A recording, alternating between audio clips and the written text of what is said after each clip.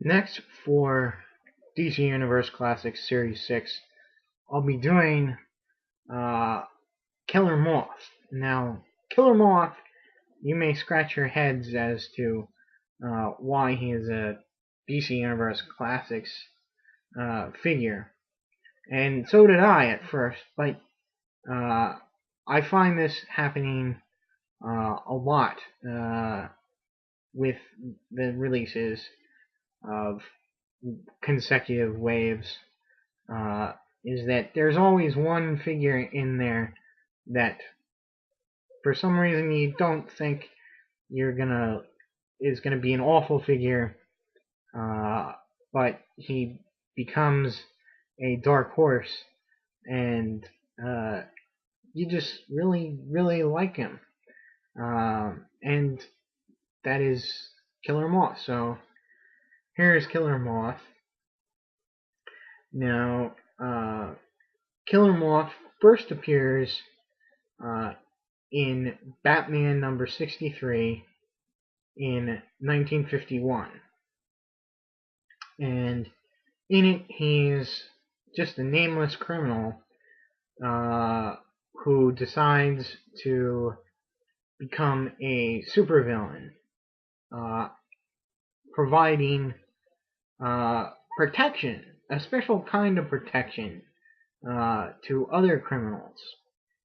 He's going to run interference uh, on the cops and Batman, so that while the cops and Batman are busy fighting him, the real crooks, or the crooks that pay him, can get away.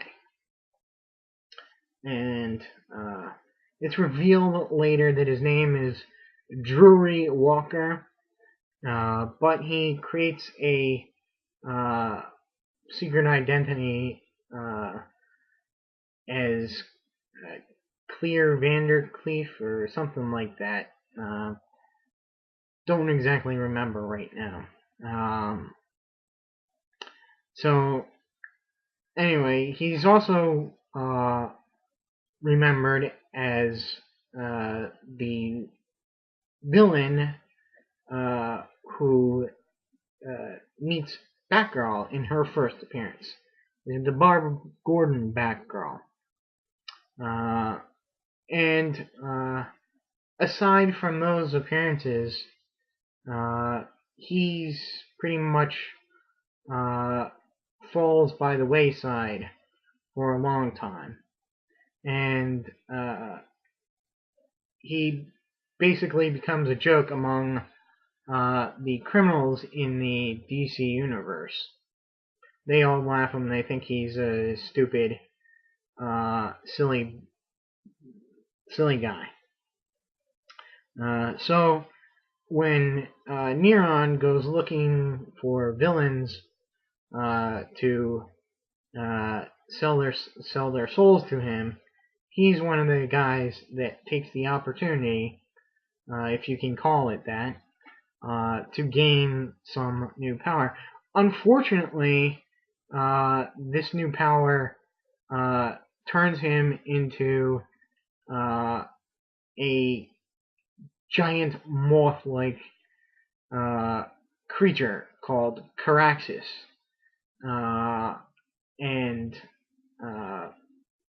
it is a horrible, ugly creature who wraps people up in silk and eats them. So very different, and he doesn't retain any human thought.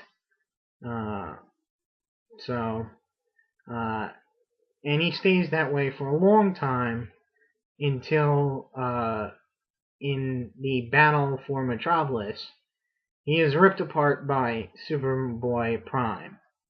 Now, a new Killer Moth, dressed just like him, has shown up in Cry for Justice. And so we don't know the connection to him. And there was also another person who claimed to be the real Killer Moth in Batgirl Year 1, and in later episodes of Birds of Prey.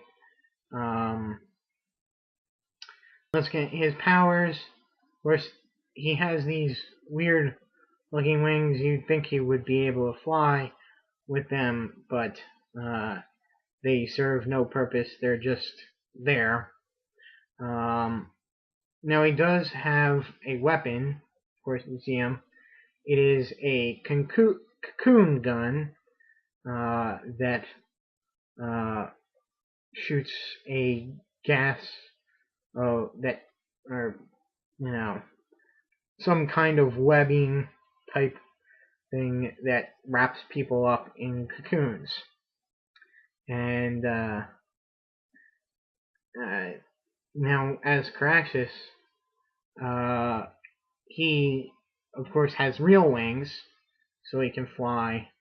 And he has claws, and he produces his own sort of acid silk that not only traps people, but it dissolves them and makes them easier to eat.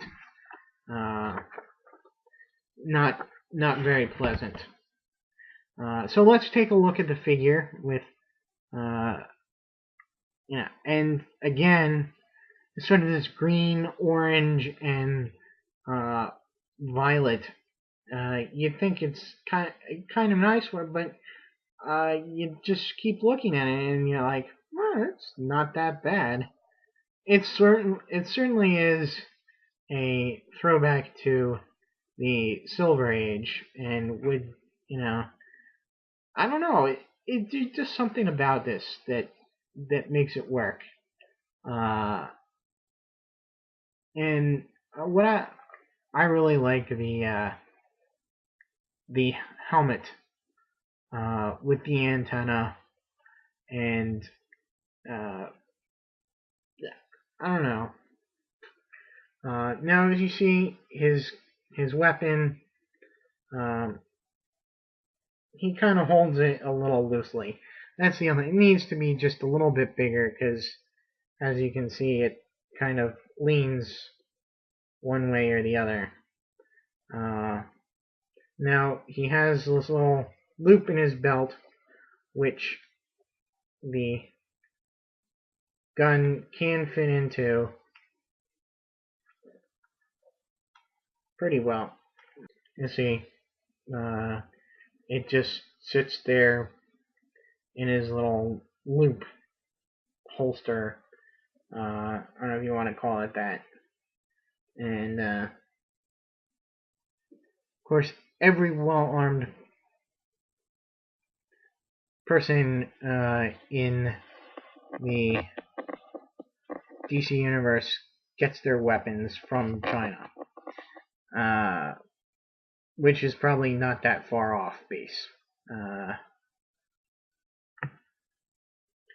So that is DC Universe Classics Killer Moth. I can't really recommend him, but definitely take a second look at him. You may just find yourself thinking, I'm really happy that I got this figure. Because he is one of the more obscure DC Universe characters. But again, for some reason, he just really, I don't know, I like him. I'll leave it at that.